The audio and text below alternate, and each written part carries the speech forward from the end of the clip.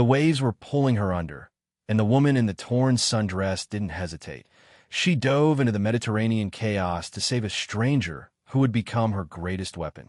The elderly woman clutching her chest, gasping Matteo's name, the same man who had destroyed Naomi's life 3 years ago. And as the cameras flashed, capturing the American angel, Naomi smiled through her bleeding palms, knowing this rescue wasn't mercy. It was the first move in a game he didn't know they were playing. Tell us where you're watching from and what time it is. Warm welcome to the family. Enjoy the story.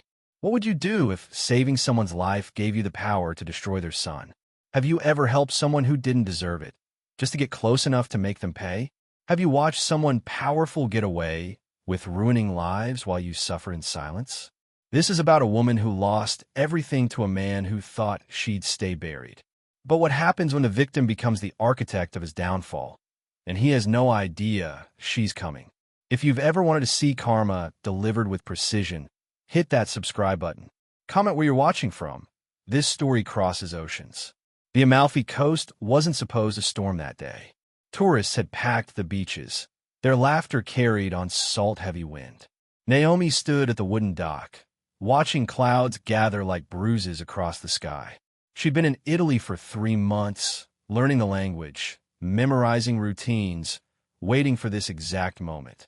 The first crack of thunder sent people scrambling. Rain hammered down in sheets. Naomi stayed planted, eyes locked on the elderly woman in the white linen dress who walked alone toward the water's edge, arms outstretched like she was greeting an old friend. Isabella Romano didn't notice the riptide forming. She didn't see the wave building behind her until it crashed across her shoulders, dragging her backward into the foam. Her scream cut through the storm. Naomi ran. The dock splintered beneath her feet as she launched herself over the railing. Cold water punched the air from her lungs. Salt burned her eyes. She kicked toward Isabella's flailing arms, fighting currents that wanted to pull them both under. Isabella's fingers clawed at Naomi's shoulders. Her weight was dead, panic making her heavy. Naomi hooked an arm around the woman's chest and kicked toward shore. Every stroke felt like moving through concrete. Her muscles screamed. A wave slammed them against submerged rocks. Pain exploded across Naomi's ribs. But she held on. Hands reached from the dock. Men shouting in Italian pulled them both from the water. Isabella collapsed, coughing seawater. Naomi's palms bled from rope burns. Her lips split where rock had met flesh. Phones appeared. Camera flashes lit up the gray afternoon. Someone wrapped a blanket around Naomi's shoulders. Isabella gripped Naomi's wrist with surprising strength. "My son," she gasped. "You saved me from my son." Naomi's stomach twisted. She knew exactly who that son was. Within an hour, the video had 20,000 views. By evening, Italian news channels ran the footage on loop. American volunteer saves drowning woman in heroic rescue. The headlines called her a guardian angel. If they only knew. As paramedics wrapped her in heated blankets, Naomi's phone buzzed. Unknown Italian number. The text was in English. "My mother wants to thank you personally. Matteo Romano." She deleted it without responding. He would come to her. Men like him always did. But to understand why she was really there, we need to go back 3 years to the night everything collapsed. 3 years earlier, Naomi Brooks was arrested in her pajamas at 6:47 a.m. for crimes she didn't commit, while the man who framed her watched from his penthouse, sipping espresso. Have you ever been blamed for something you didn't do by someone you trusted? Drop a fire emoji if you know that betrayal cuts deepest when it comes from someone you let close. Savannah, Georgia had felt like a fresh start. Naomi was 25, sharp with numbers, hungry to prove herself. Romano Capital Group hired her straight out of grad school. The salary was generous. The office overlooked the river. Her boss was charming, successful, and paid attention when she spoke. Matteo Romano didn't look like a criminal. He looked like success, tailored suits, expensive watch, the kind of smile that made boardrooms lean forward. He built his reputation as a venture capitalist, funding tech startups and real estate developments. Clean money, legitimate business. At least, that's what Naomi believed. The late nights started innocently. Project deadlines, client presentations, Mateo would order Thai food, roll up his sleeves, work beside her while the city lights flickered on below. He asked about her life, remembered details. When she mentioned her student loans, he quietly arranged a company bonus. The first time his hand lingered on her lower back, Naomi told herself it meant nothing. The second time, she knew better but didn't pull away. 3 months in, they were sleeping together. His penthouse had floor-to-ceiling windows. He'd pour wine, trace fingers down her spine, whisper that she was brilliant, that he'd never met anyone like her. When his mouth traveled her collarbone, teeth grazing skin, she'd grip the sheets and forget every warning her mother ever gave about powerful men. She thought it was real. It wasn't. The cracks appeared slowly. Mateo asking her to sign off on wire transfers without full documentation. Requests to use her credentials for account access. Just temporary, he'd say, kissing her forehead. Trust me. She did. That was her mistake. For months into their relationship, Naomi was reviewing quarterly reports when she found them. Transactions that didn't match the books. Money moving through shell companies. Amounts that made her hands shake. $2 million. Gone. Rerouted through accounts bearing her digital signature. She confronted him in his office after hours. The door locked behind her with a soft click. Mateo, what is this? She spread the printouts across his desk. His expression didn't change. No panique. No guilt. Just cold calculation. You're asking the wrong questions, Naomi. Then what's the right question? He leaned back in his leather chair. The right question is, who do you think they'll believe when this goes public? The respected CEO or the ambitious analyst who had access to everything? Her blood went cold. You wouldn't. I already did. He stood, buttoning his jacket. The FBI receives an anonymous tip tomorrow morning. By noon, they'll have enough evidence to arrest you. By evening, I'll be in meetings expressing shock and disappointment about your betrayal. I didn't, but you signed off on the transfers. Your credentials. Your computer. Your login times. He moved closer, his cologne still familiar, still making her body respond even as her mind reeled. You were useful, Naomi. Don't make this harder than it needs to be. She ran. By 6:47 a.m. the next morning, federal agents were kicking in her apartment door. Naomi barely had time to grab her phone before they cuffed her wrists. Through her bedroom window, she could see Mateo's building across the river. Top floor. Corner office.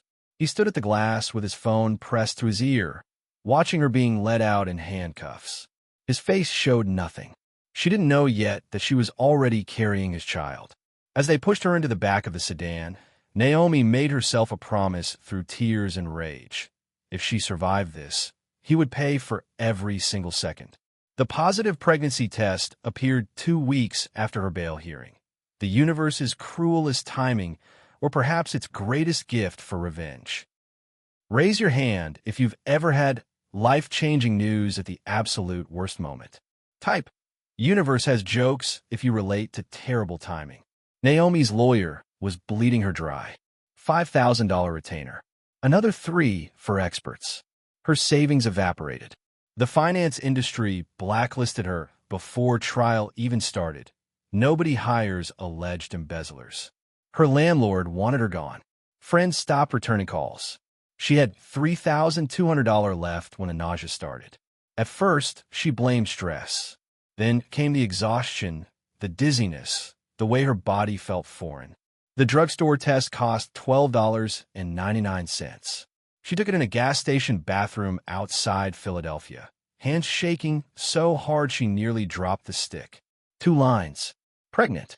Naomi sat on that toilet for 20 minutes, staring at plastic that had just rewritten her entire future. Mateo's baby. The man who'd framed her, who'd used her body and her credentials and her trust. His child was growing inside her. The smart move was obvious. Call a clinic. Make an appointment. Move on. But Naomi didn't feel smart anymore. She felt rage. And rage makes you think differently. She thought about Mateo in his penthouse, celebrating her destruction.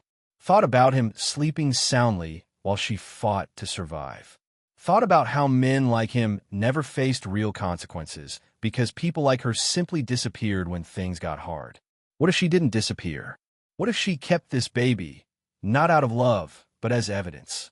As leverage? As proof that he'd left something behind that couldn't be erased with money and lawyers? The idea took root slowly, the way dangerous ideas do. Naomi checked into a motel in North Philadelphia. Cash only. No credit cards. She bought a burner phone, dyed her hair darker, started wearing glasses she didn't need. She stopped going to court appearances. Her lawyer was useless anyway.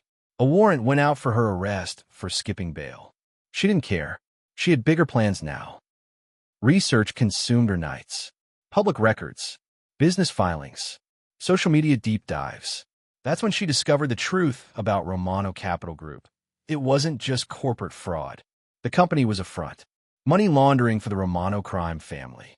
Matteo wasn't just a corrupt businessman. He was Mafia. Understanding hit like cold water.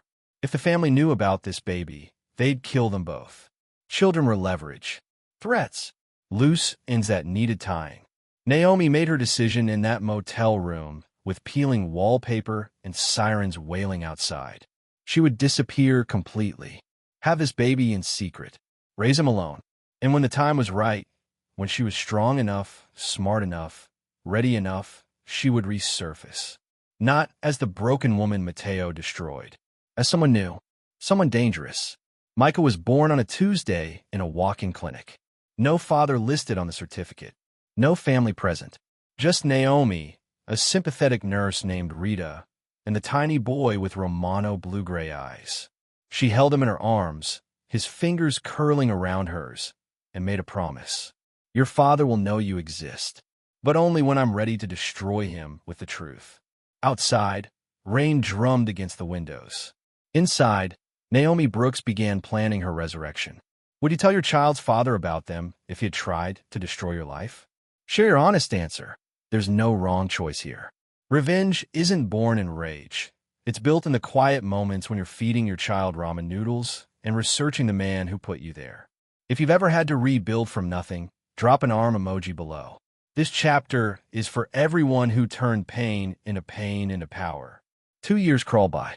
Naomi worked 3 jobs. Morning shift at a diner where truckers left decent tips. Afternoons doing bookkeeping for a small law firm that didn't ask questions. Nights at a call center, voice hoarse by 2 a.m., but bills got paid. Micah's first birthday came. Dollar store cupcake. Single candle. Naomi sang off-key while he smashed frosting into his hair. She took a photo, smiled at the camera, and later that night cried in the shower where he couldn't hear. But crying didn't pay rent. Action did. Online, Naomi became someone else. Phoenix Advocate, a screen name that felt appropriate for someone rising from destruction. She joined forums for financial fraud survivors, offering advice based on hard-won experience. How to rebuild credit. How to spot corporate manipulation. How to document everything. Her reputation grew. People started seeking her out. Journalists quoted her anonymous posts. A law blog featured her breakdown of white-collar crime patterns. She was helping others while studying her enemy. Every free moment went to research. Matteo's business dealings, his travel schedule, his family connections. She built spreadsheets, tracking his movements, created timelines of his deals, mapped his network like a general planning invasion. That's when she found Isabella Romano, Matteo's mother, widowed 10 years ago, divided her time between New York and Italy. Health issues, nothing life-threatening, but enough to make her cautious. She vacationed in Amalfi every summer, same villa, same routine. Naomi studied that routine like scripture. Dating felt impossible. She tried once. A social worker named Marcus who had kind eyes and steady hands. He took her to dinner, kissed her gently by her car, made her feel safe. It felt wrong, because safe wasn't what her body remembered. Her body remembered Matteo's aggressive possession. The way he'd pin her wrists above her head, control every movement, make her feel owned. She hated that she still responded to those memories. Hated that Marcus's gentleness left her cold, while thoughts of her destroyer still sparked heat. She ended things after 3 dates. Revenge was a jealous lover. It didn't share space in her heart. By Micah's second birthday, Naomi had saved $8,000. Not enough for most things. Exactly enough for one thing. The email arrived on a Tuesday. Volunteer Coastal Safety Program. Amalfi Coast, Italy. 6-month placement. Room and board provided. Isabella Romano vacationed there every summer. Naomi read the posting 3 times. Her hands didn't shake anymore. 2 years of poverty, rage, and planning had burned the shaking right out of her. She hit apply. 3 weeks later, she was packing a single suitcase. Rita, the nurse who delivered Micah, agreed to watch him. Naomi paid her 6 months in advance, kissed her son's forehead, and whispered promises she intended to keep. The flight to Rome lasted 9 hours. Naomi didn't sleep once. She sat with her window shade up, watching America disappear beneath clouds, and thought about all the ways a person could drown. How long would you wait to execute the perfect revenge? 1 year? 5? Tell me your patience level while we watch her spring the trap. The storm was real. The drowning was real. But Naomi being there at that exact moment, that was 3 months of planning. If you believe in creating your own opportunities, hit that like button. Sometimes coincidence is just preparation meeting perfect timing. Italy swallowed Naomi whole. She spent the first month invisible, learning Italian from locals, memorizing street patterns, disappearing into the rhythm of coastal life. The volunteer program provided basic housing and meal stipends. She stretched every euro, saved everything else. Isabella Romano arrived in June. Naomi watched from a cafe across from the villa. Watch her unpack. Watch her morning routines. Espresso at 7 a.m., market shopping at 9, afternoon walks along the dock at 4. The woman moved like someone used to being protected. Guard stayed close, but not obvious. Except during her swims. Isabella swam alone every Thursday afternoon. The guard stayed on shore, giving her privacy in the water. It was the only vulnerability in an otherwise locked-down schedule. Naomi studied weather patterns obsessively.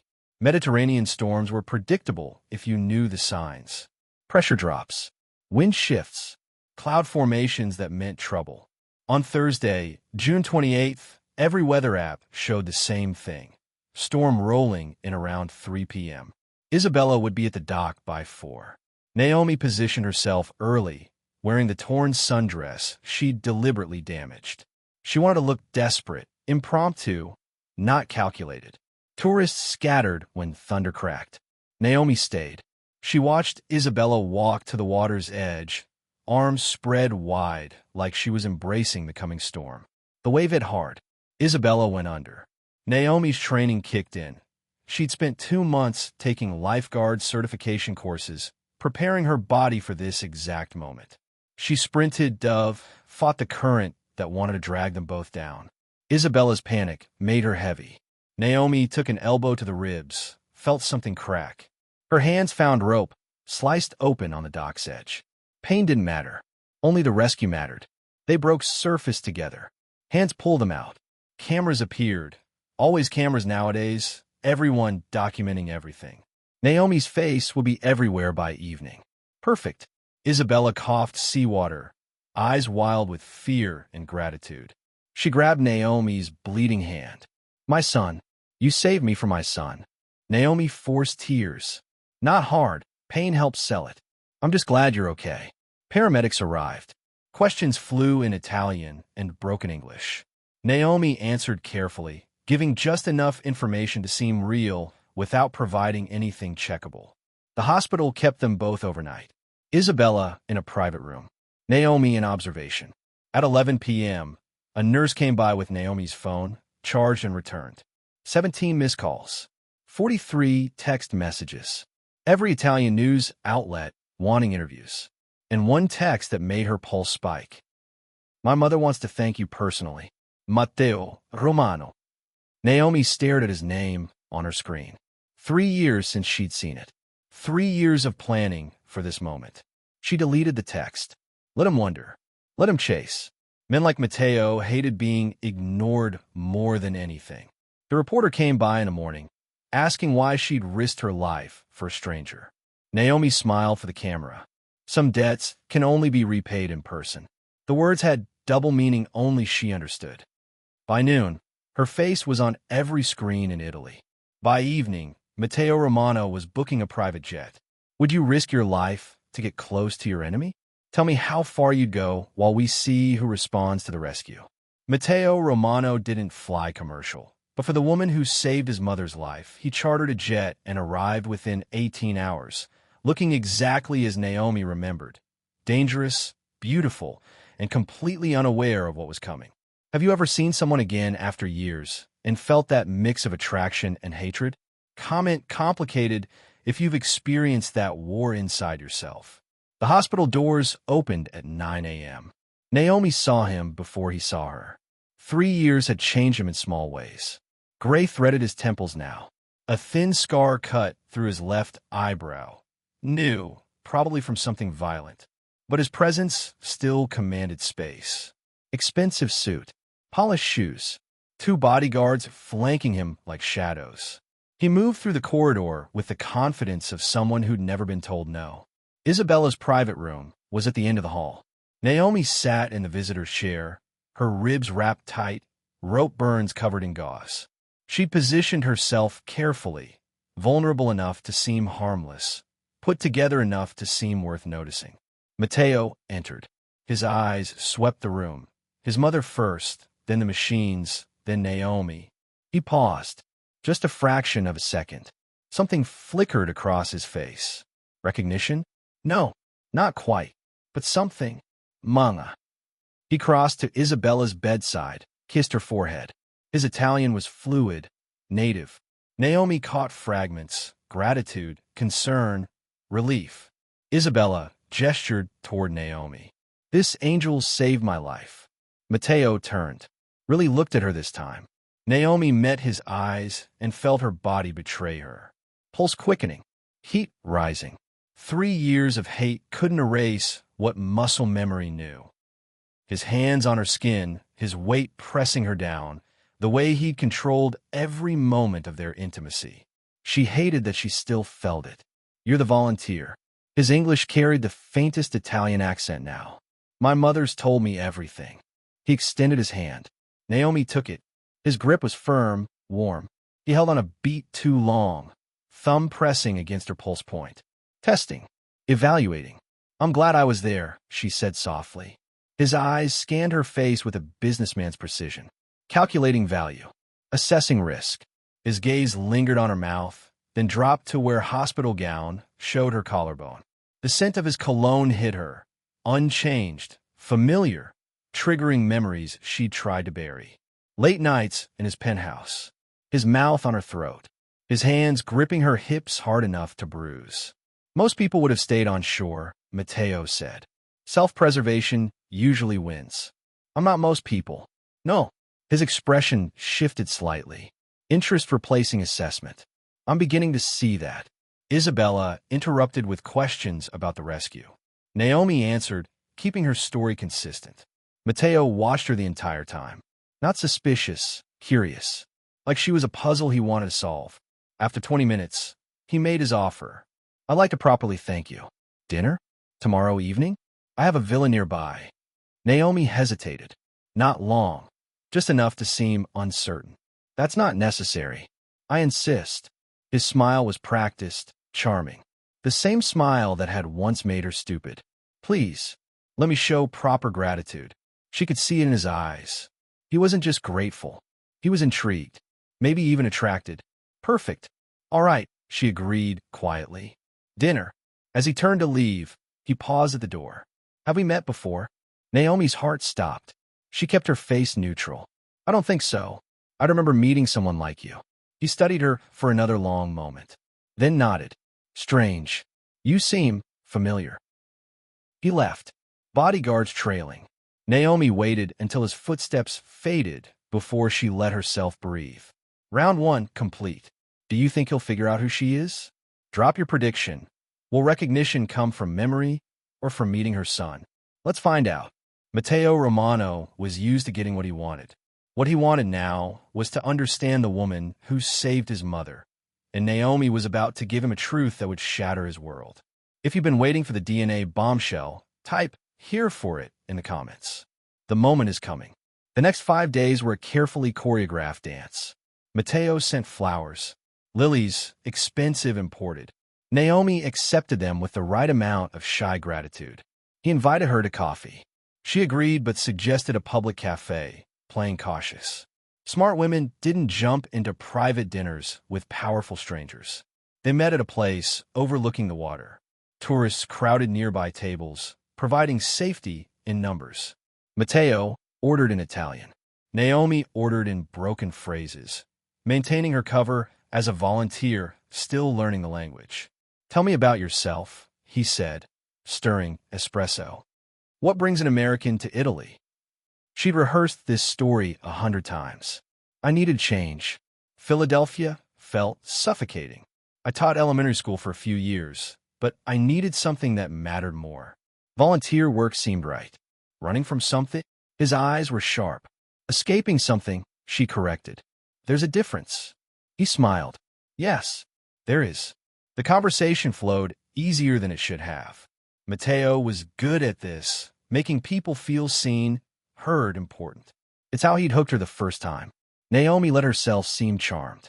Let him think his attention was working. After an hour, she mentioned it casually. "I should get back soon. My son's caretaker checks in around 3. Mateo's espresso cup paused halfway to his lips. "You have a son?" "Micah. He's 2. She pulled out her phone, showing a carefully selected photo. Micah at the park, laughing, his face partially turned. Mateo's expression shifted. Interest cooling slightly. Single mothers complicated things. They wanted commitment, stability, futures. "He's beautiful," Mateo said politely.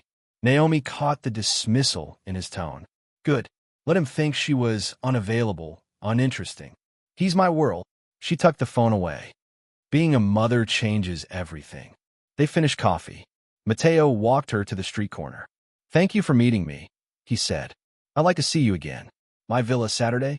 I promise it's just dinner. My mother will be there. Completely proper." Naomi agreed. Saturday came fast. She dressed carefully, simple sundress, minimal makeup, her hair pulled back. She looked like what she was supposed to be, a struggling volunteer who saved someone's life and got invited to dinner as thanks. The villa sat on a cliff overlooking the Mediterranean. Security checked her at the gate. Cameras tracked her walk to the main entrance. Mateo met her at the door. Linen shirt, rolled sleeves, barefoot. Casual wealth. "Welcome." Dinner was on the terrace. Isabella joined them, delighted to see her angel again. The meal was perfect, fresh pasta, local wine, conversation that felt almost normal. Naomi's phone buzzed during dessert. Video call. Rita checking in from Philadelphia. "I'm sorry, Naomi e paleza ist. My son's bedtime. I always call to say good night." "Of course," Isabella said warmly. "Family first." Naomi answered the call. Rita appeared on screen, adjusting the camera. Behind her, Micah played with blocks on the living room floor. "Manga." He spotted her, running toward the phone. His face filled the screen. Naomi heard Mateo's sharp intake of breath. She didn't look at him, kept her eyes on her son. "Hey, baby, are you being good for Miss Rita?" Micah babbled excitedly. His eyes, Romano blue-gray, unmistakable, genetic, stared out from the screen. The phone slipped slightly in Naomi's hand. She steadied it, said good night, into the call. When she looked up, Mateo's face had gone white. His espresso cup sat forgotten. His hand trembled slightly. The Romano family blue-gray eyes, a genetic marker so distinctive Isabella once joked they could identify relatives in crowds, had just stared back at him from a stranger's child. Isabella hadn't noticed. She was refilling wine glasses, talking about the dessert. But Mateo noticed. His voice came out rough. "How old is your son?" 2.5. His birthday was in March. She watched him calculate. Watched the math happen behind his eyes. 2.5 years old. March birthday. Conception would have been June. 3 years ago. Savannah, Georgia. His eyes locked on hers. Really seeing her now. Searching. "What did you say your name was?" Naomi's heart hammered, but her voice stayed steady. "I didn't, but it's Elena. Elena Rossi." Liar. The word hung between them, unspoken. Pause. What do you think goes through someone's mind when they realize they might have a secret child? Tell me your thoughts before we see his reaction. There are moments when a man's entire reality cracks, when the past he buried claws its way back. Matteo Romano was having that moment in a villa on the Amalfi Coast, staring at a woman whose face suddenly looked familiar in a way that made his blood run cold. Tag someone who's had a wait. What moment that changed everything? This is about to get intense. Matteo made excuses. Headache. Early meeting tomorrow. He kissed his mother's cheek, barely tasting his goodnight. Walk with me, he told Naomi. Not a request. They left Isabella on the terrace, walked down stone steps toward the garden where security cameras didn't reach. The Mediterranean crashed against rocks below. Matteo turned on her. Who are you? I told you. Elena Rossi. You're lying. His voice was tight, controlled. I know lying. I'm good at it. Naomi removed her sunglasses slowly. Let him see her face in the garden lights. Really see. Recognition hit him like a physical blow. No. He stepped back. No. You're Naomi Brooks. She smiled. No warmth in it. It took you long enough. His mind was racing. She could see it happening, memories flooding back. The office. The affair. Her arrest. Her disappearance. You're supposed to be in prison. There was a warrant. I ran. Obviously. The child. His eyes went wild. That child. He has. Your eyes. Yes. Naomi crossed her arms. Genetics are funny that way. Matteo's hand went to his hair, gripping. Panic breaking through his usual control. When? How long have you known? Known I was pregnant? 2 weeks after you destroyed my life. Her voice was calm. Dead calm. Known who you really were? About 6 months into my research. Research? Did you think I'd just accept what you did? Move on? I spent 3 years learning everything about you, Matteo. Your business. Your family. Your mother's vacation schedule. She gestured back toward the villa. That rescue wasn't chance. That storm was predicted.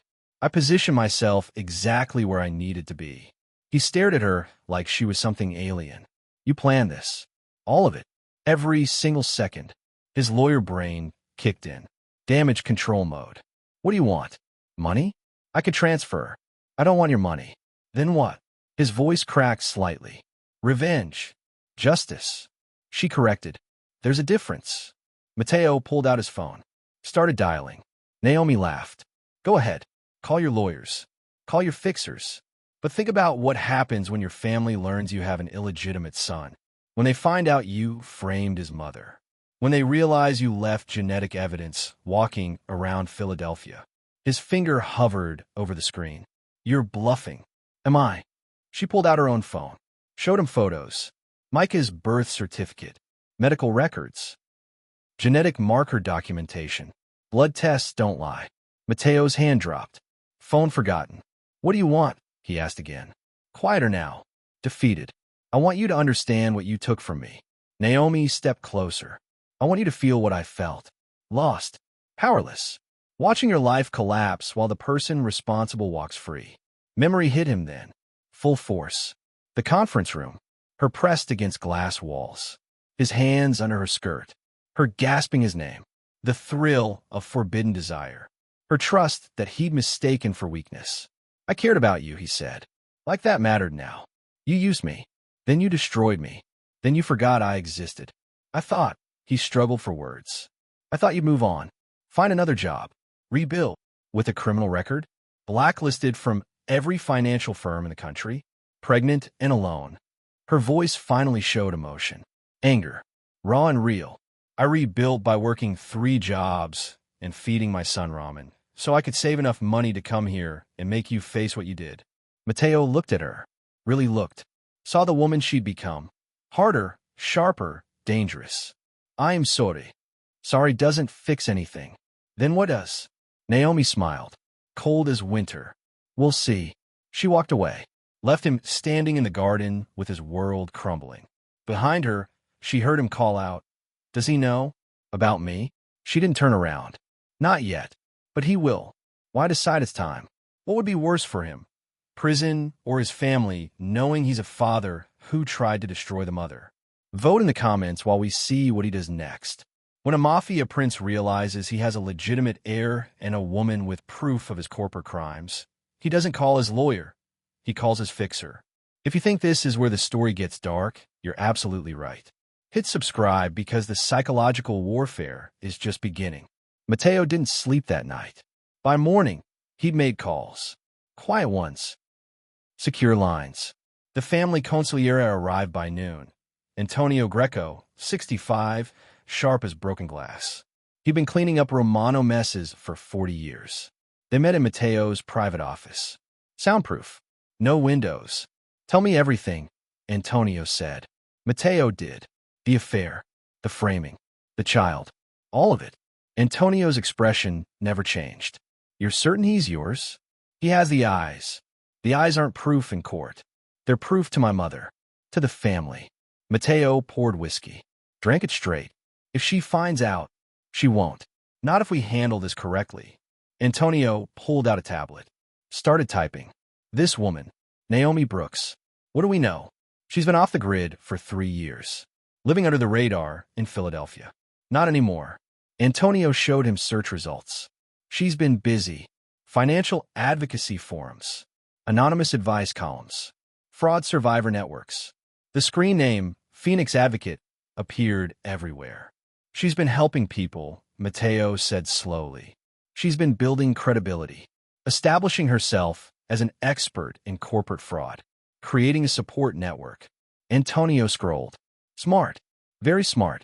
If she goes public with accusations against you, she has an audience ready to believe her. Mateo's stomach turned. We need to know what she has. Evidence. Documentation.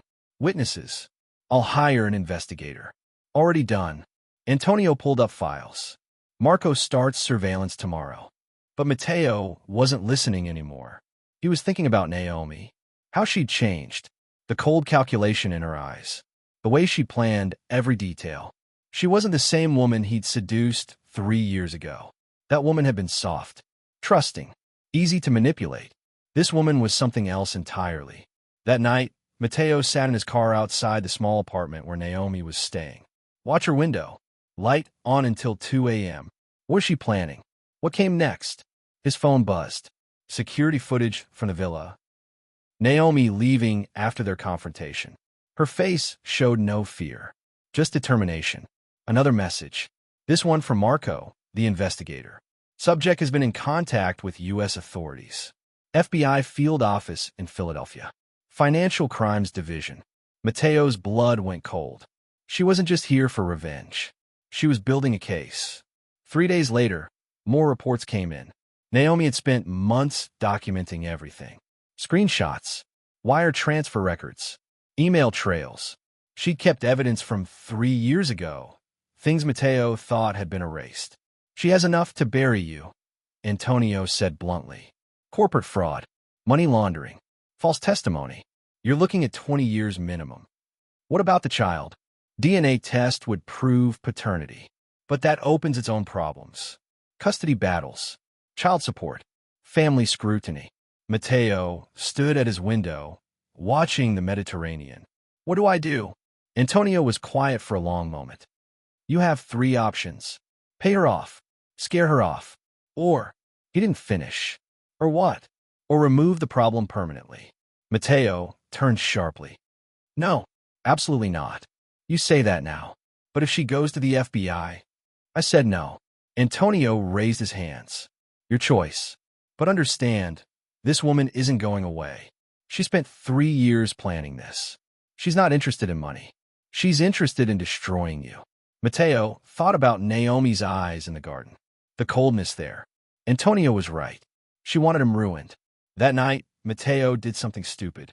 He went to her apartment, knocked on her door at midnight. She opened it. Unsurprised. I figured you'd show up eventually. We need to talk. No, you need to talk. I'm done talking. But she let him in anyway. The apartment was small, clean. A photo of Micah on the table. Mateo couldn't stop staring at it. He looks happy, he said quietly. He is. No thanks to you. Do you think Mateo feels more threatened by exposure or intrigued by fatherhood? Tell me what you think drives him now. Powerful men think every woman has a price, a number that will buy silence, compliance, disappearance. Naomi was about to teach Matteo Romano that some women can't be bought because they've already lost everything. If you've ever refused something you desperately needed because accepting it meant losing yourself, drop a crown emoji below. This is about self-worth over survival. Matteo came prepared. Leather briefcase. Legal documents. His family attorney waiting in the car outside. $5 million, he said. Trust fund for Micah. Full access when he turns 18. Manhattan apartment for you. Private school. Medical coverage. Everything he could ever need. He spread papers across Naomi's small kitchen table. All you have to do is sign. Naomi glanced at the documents. Didn't touch them. What's the catch? Non-disclosure agreement. You never speak about our past relationship. Never pursue legal action. Never contact my family directly. So I take your money and disappear. You take care of your son. Matteo leaned forward. Think about what this means for him. Security. Opportunity. A future without struggle. Funded by the man who tried to destroy his mother. Funded by his father who wants to provide for him. Naomi laughed. Sharp and bitter. Now you're a father? 3 years too late, Matteo. I didn't know. You didn't care to know. There's a difference. She stood. Walked to the window. Outside, Italian families walked past. Normal people living normal lives. I don't want your money, she said finally. Don't be stupid. That's generational wealth. Micah would never. I don't want your money. Louder now. I want something you can't buy. Which is? She turned. Met his eyes. Accountability. Public confession. You admitting what you did. Clearing my name. Returning what you stole. Not money, but reputation. Dignity. Truth. Matteo's jaw tightened. That's impossible. Then we have nothing to discuss. Be reasonable. I'm being reasonable. You're asking me to sell my integrity for comfort. To teach my son that justice doesn't matter if the price is right. She crossed her arms. I'd rather stay poor. Matteo stood. Frustration breaking through his control. You're being ridiculous. Think about. I have thought about it. For 3 years. Every night, working double shifts. Every time Micah asked why we couldn't afford things other kids had. Every moment I spent rebuilding what you destroyed. Her voice was steel. This isn't about money. It never was. Then what is it about? Making you face what you did. Making you understand that actions have consequences. That you can't just throw cash at problems and make them disappear. Matteo's hand slammed the table. Papers jumped. You're making a mistake. No, you made the mistake. 3 years ago. Now you get to live with it. His bodyguard appeared in the doorway, checking on the noise. Matteo waved him off. Took a breath. Tried a different angle. What about Micah? Doesn't he deserve to know his father? He deserves to know a father worth knowing. Right now, you're not that man. And if I confess, clear your name publicly, then what? Naomi considered. Then we can discuss what happens next. Maybe supervised visits. Maybe eventual co-parenting. Maybe nothing. But at least it would start with honesty instead of bribes. Matteo stared at her. This woman who'd once trembled under his touch now stood immovable. The villa bedroom was visible through the window behind her. Matteo thought about pulling her close, reminding her body what it used to crave. His fingers on her spine, his breath on her neck. He moved closer, let his hand brush her arm. You could have had all of this if you just trusted me back then. Naomi jerked away. Don't. I see the way you still react to me. Your pulse jumps. Your breathing changes. His voice dropped. Intimate. Dangerous. Your body remembers even if you hate me. My body's response doesn't mean anything except that trauma leaves marks. She stepped back. And using seduction as manipulation? That's exactly why you're not worth knowing. Matteo's expression hardened. He gathered his papers. Snapped the briefcase shut. This is your last chance. No, it's yours. As he reached the door, Naomi spoke again. You have 72 hours. Either confess publicly or I take everything I have to the FBI. Your choice. Matteo's hand gripped the doorknob. You're making an enemy you can't afford. I already have that enemy. Now I'm just making him face me. He left. The door closed with a quiet click. Naomi waited until his footsteps faded. Then her legs gave out. She sat on the floor, shaking. Not from fear, from adrenaline, from the reality of what she'd just done. No turning back now. Would you take the money for your child's sake or refuse it on principle? This is a tough one. Tell me what you'd choose. 72 hours is enough time to confess your crimes or enough time to silence the witness. Matteo Romano had 3 days to decide which kind of man he really was. Have you ever given someone a deadline that terrified you as much as them? Drop a clock emoji if you've ever set a timer on your own fate. The clock started ticking. Day 1. Matteo called emergency meetings. His legal team assembled. 5 lawyers, 2 PR specialists, 1 crisis manager. They sat in his Milan office reviewing options. If she goes public, the fraud charges stick, his lead attorney said. The evidence she has predates the statute of limitations by months, but barely. What about the child? Paternity test would be required for any legal claim. But if the family finds out? The lawyer trailed off. Everyone knew what happened when Romano family's secret surfaced. Antonio Greco sat in the corner, silent, watching. We could challenge her credibility, the PR specialist suggested. She's a fugitive. Skip bail. Has a warrant. Which makes her desperate, Matteo interrupted. Desperate people are dangerous. They have nothing left to lose. Day 2. Surveillance reports came back. Naomi met with someone at a cafe. FBI field agent, according to facial recognition. They talked for 90 minutes. She handed over a flash drive. Matteo's chest tightened. She wasn't bluffing. She was building her case brick by brick. That evening, his mother called. You've been distant since we returned from Amalfi. What's troubling you? Business complications. Is it that girl? The one who saved me. Matteo's blood turned to ice. Why do you ask? She seemed familiar somehow. And you looked at her the way you used to look at. Isabella paused. Never mind. Old woman's imagination. But it wasn't imagination. His mother's instincts were sharp. Day 3. The final hours. Matteo sat in his study, staring at 2 phones. One connected to his attorney. One with Naomi's number pulled up. Confess everything. Clear her name. Face the consequences. Or make the call that would end this permanently. Antonio entered without knocking. Time's almost up. What's your decision? Matteo thought about Micah. That little boy with Romano eyes who didn't know his father existed. Who'd grow up either fatherless or son of a criminal, depending on what happened in the next few hours. He thought about Naomi, how she'd looked at him in that garden, not with fear, but with contempt. She wasn't afraid of him anymore. That should have relieved him. Instead, it made her more dangerous. I need more time, Matteo said. You don't have more time. She gave you 72 hours. That expires at midnight. Matteo checked his watch. 11:47 p.m. 13 minutes. His phone buzzed.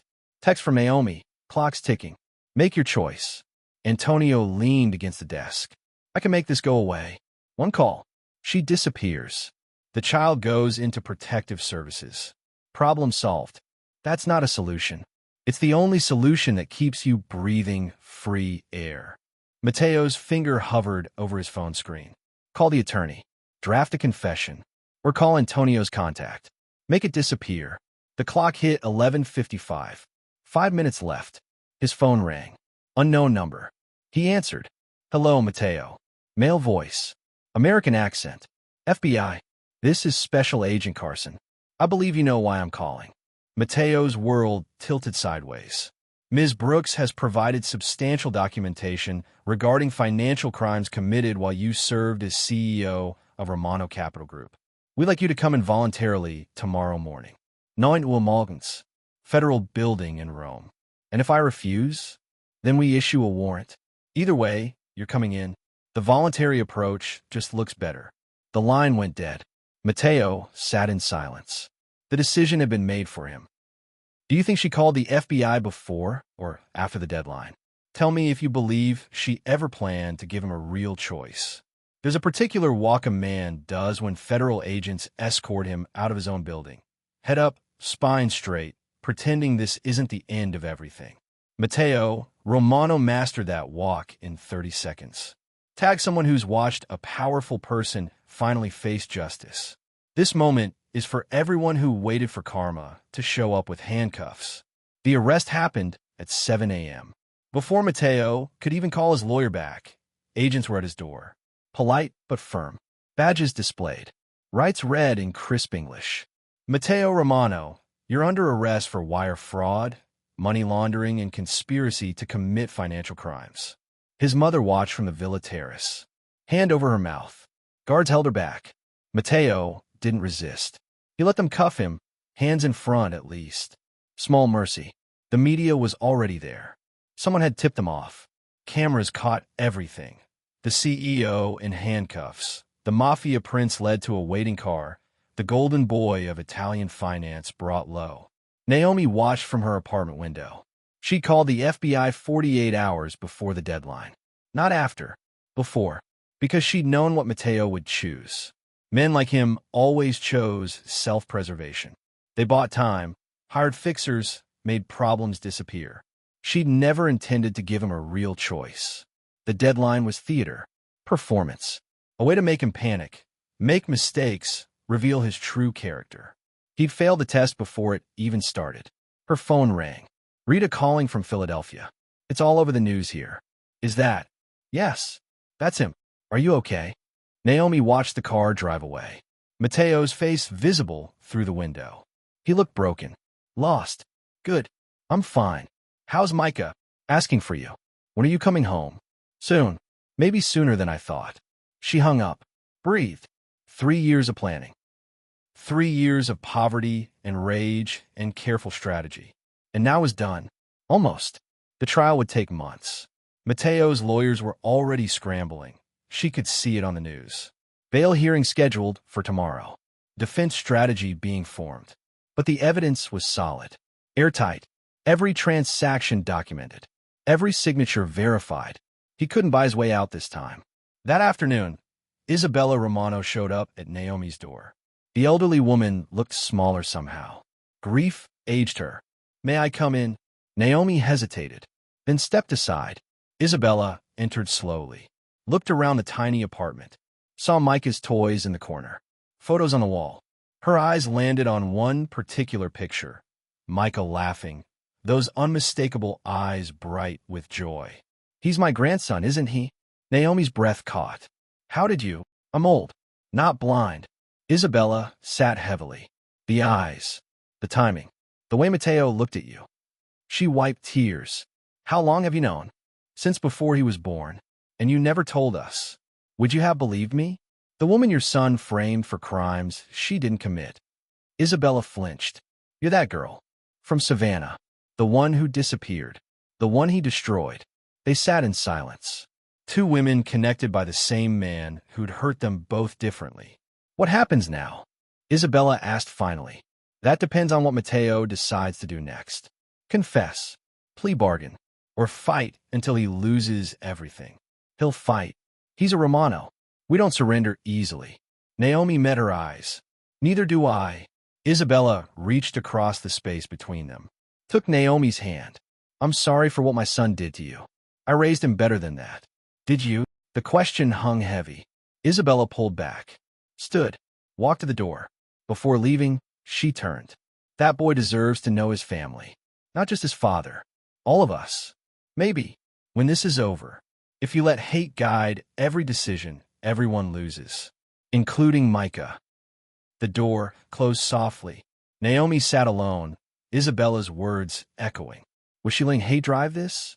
Or was it justice? Sometimes the line between them disappeared completely. Did Isabella just become an ally or an enemy? Vote below while we see how the trial unfolds. Court cases aren't like the movies. They're slower, more technical, death by 1,000 procedural cuts.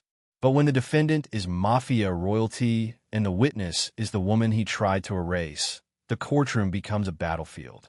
Comment justice if you're ready to watch him face every lie he told. This chapter is for everyone who ever wanted their day in court. The trial started 6 weeks after the arrest. Rome's federal courthouse. High ceilings. Marble floors. History soaked into every wall. Mateo sat at the defense table in an expensive suit. 3 lawyers flanked him. He looked thinner, pale. Prison hadn't been kind during his denied bail period. Naomi sat in the witness section. Simple dress. No uedi. She wanted the jury to see her as she was, someone who'd survived, not someone seeking spotlight. The prosecution opened strong. Ladies and gentlemen, this case is about abuse of power. About a man who used his position, his charm, and his resources to steal millions, then framed an innocent woman to cover his tracks. They presented evidence methodically. Wire transfers, email trails, testimony from forensic accountants. Then came character witnesses, former employees who'd seen Mateo's temper, business partners who'd noticed discrepancies, an IT specialist who confirmed Naomi's computer had been accessed remotely during key transaction periods. Someone logged in using her credentials while she was provably elsewhere, the specialist testified. The IP address traced back to Mr. Romano's personal device. Mateo's lawyer stood. Objection. That evidence was obtained from a lawful investigation triggered by Ms. Brooks' voluntary cooperation. The prosecutor interrupted. Overruled. The defense strategy became clear quickly. Paint Naomi as a scorned lover seeking revenge. Isn't it true you had a physical relationship with my client? Mateo's attorney asked during cross-examination. Yes. And when that relationship ended, you felt betrayed? Why discovered he'd been using me to commit crimes, yes. Or perhaps you participated willingly and only claimed innocence after getting caught. Naomi's hands gripped the witness stand. I was arrested while he watched from his penthouse. Does that sound like someone who participated willingly? The jury shifted. Several members frowned. Days blurred together. Testimony after testimony. Financial experts explaining shell companies. FBI agents detailing their investigation. Then came Naomi's turn on stand. The prosecution led her through everything. Meeting Mateo, the relationship, finding the evidence, the arrest, her pregnancy, running. Why didn't you come forward sooner? The prosecutor asked. Because I was terrified. Because he had money, power, connections. Because I was barely surviving. Her voice cracked. Because I had a son to protect. And where is your son now? Safe. In Philadelphia. With someone I trust. Mateo's lawyer approached for cross-examination. Smile like a shark. Ms. Brooks, you admit to jumping bail. Fleeing the country. Using a false identity in Italy. Correct? Yes. So you're a fugitive. A liar. Someone willing to break laws when convenient. I broke laws to survive what your client did to me. Or you broke laws because you're exactly what we say you are, a criminal caught in the act. Then explain the forensic evidence. The IP addresses. The timeline showing I couldn't have made those transfers. The lawyer pivoted. Let's talk about this alleged child. Have you submitted to paternity testing? Naomi's lawyer objected. Paternity isn't on trial here. It goes to motive. She claims this child is Mr. Romano's. Claims she deserves compensation, support. I've never asked him for a single dollar, Naomi snapped. The judge intervened. We'll address paternity separately. Sustained. But the seed was planted. The jury had questions now. After 2 weeks of testimony, both sides rested. Closing arguments took a full day. The prosecution hammered home the evidence. This man stole millions and blamed an innocent woman. The proof is overwhelming. The defense countered with doubt. Reasonable doubt. That's all we need. Can you say with absolute certainty that Ms. Brooks didn't participate? That this isn't revenge masquerading as justice? The jury deliberated for 3 days. Naomi barely slept. She'd wake at 2 a.m., pacing her hotel room, playing out every possible outcome. If they acquitted him, she'd lost everything. Again, if they convicted him, Michael would grow up knowing his father was imprisoned because of his mother's testimony. Either way, someone paid. On day 3, the call came. Juries reached a decision. Court reconvenes in 1 hour. Naomi's hands shook as she dressed. Black suit. Hair pulled back. War paint for women came in the form of steady eyeliner and lipstick that didn't smudge when you cried. The courtroom packed quickly. Media, family members, curious onlookers. Isabella sat in the front row. Her eyes met Naomi's. Something passed between them, understanding, maybe, or shared grief. Mateo was let in. His eyes found Naomi immediately. She held his stare, didn't look away. The judge entered. Everyone stood. Has the jury reached a verdict? We have, Your Honor. The forewoman stood, paper trembling slightly in her hands. On the count of wire fraud, we find the defendant guilty. Naomi's chest released air she didn't know she'd been holding. On the count of money laundering, we find the defendant guilty. Isabella's sob was audible. On the count of conspiracy to commit financial crimes, we find the defendant guilty. 3 for 3. Mateo's face remained blank, but his hands, cuffed at the table, were white-knuckled. The judge set sentencing for 2 weeks out. Maximum potential, 20 years federal prison. As they led Mateo away, he looked back one final time. Not at his mother, not at his lawyers, at Naomi. His expression was unreadable. Outside the courthouse, reporters swarmed. Ms. Brooks, how do you feel about the verdict? Do you have any comment for Mr. Romano? What's next for you and your son? Naomi stood at the microphone. Cameras everywhere. The world watching. Today isn't about revenge. It's about accountability. It's about proving that powerful people can't destroy lives without consequences. She paused. I hope this sends a message to everyone who's been victimized by someone in power. Your voice matters. Your truth matters. Don't stop fighting. She walked away before they could ask about Micah. Some truths weren't for public consumption. How many years should he get? Tell me what justice looks like to you. The day a judge decides how many years of someone's life they'll lose is the day everyone in that courtroom faces the weight of consequences, including the person who set those consequences in motion. If you've ever gotten what you wanted and realized it felt more complicated than you expected, drop a cloud emoji below. Victory sometimes tastes bitter. 2 weeks passed like centuries. Naomi returned to Philadelphia, held Micah, tried to feel normal. But normal didn't exist anymore. Rita watched her carefully. You okay? I don't know what I am. The sentencing hearing was set for October 15th.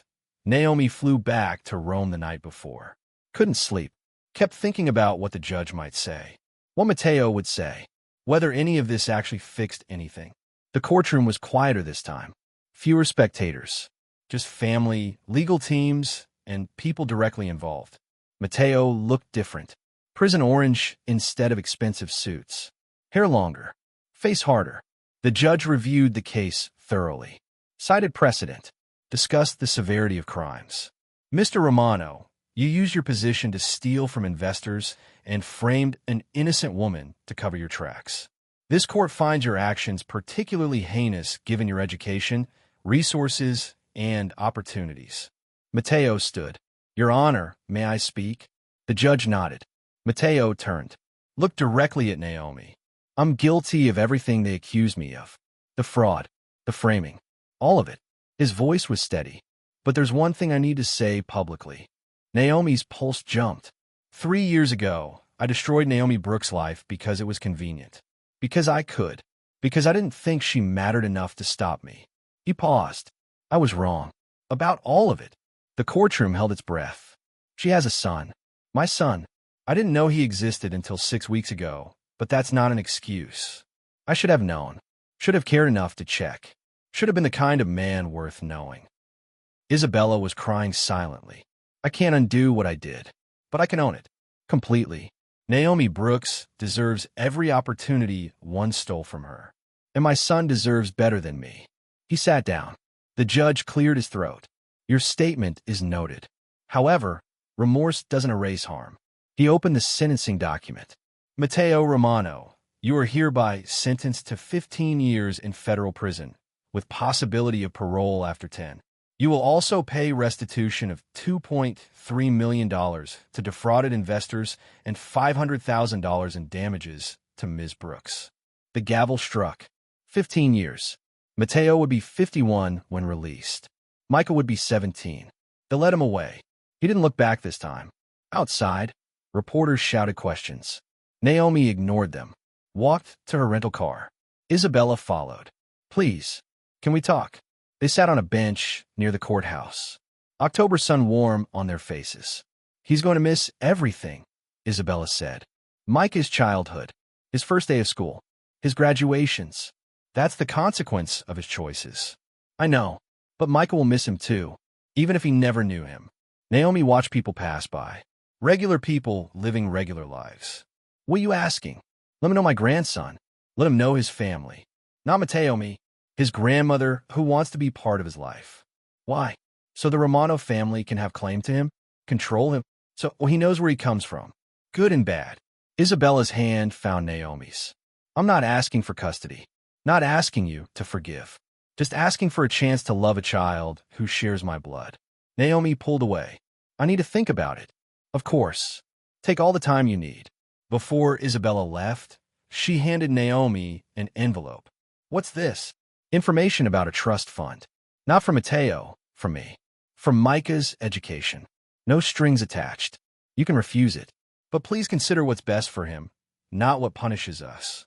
Naomi didn't open it until she was back in her hotel room. Inside, documents establishing a $3 million education trust, controlled entirely by Naomi. No Romano family access. She sat with the papers for hours. Isabella was right about one thing. This wasn't about her anymore. It was about Micah. And what kind of mother let hate dictate her son's future? The next morning, Naomi made a call. Isabella? It's Naomi. We should talk. About supervised visits. About boundaries. About what's best for Micah. The line was quiet. Then, thank you. Thank you for giving us a chance. After hanging up, Naomi looked at herself in the mirror. She'd won. Mateo was in prison. Her name was cleared. She had resources now.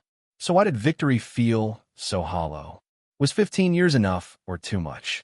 Tell me what you think justice should look like in this situation. Endings are never clean. They're messy, complicated, and full of questions about whether you made the right choices. Naomi Brooks got her justice, cleared her name, and secured her son's future. But as she stood in the Philadelphia airport waiting for her flight home, she wondered if revenge had cost more than it gave. If this story made you feel something, hit that subscribe button. Share it with someone who needs to know that survival is possible even when powerful people try to erase you. 6 months later, Naomi sat in a coffee shop in Philadelphia.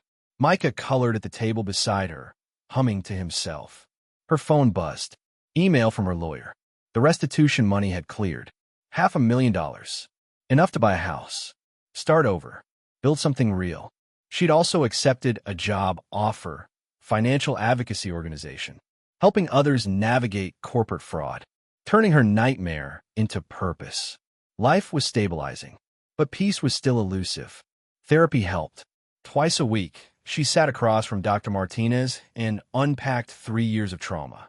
The violation of trust, the rage that had fueled her, the hollow feeling now that it was over.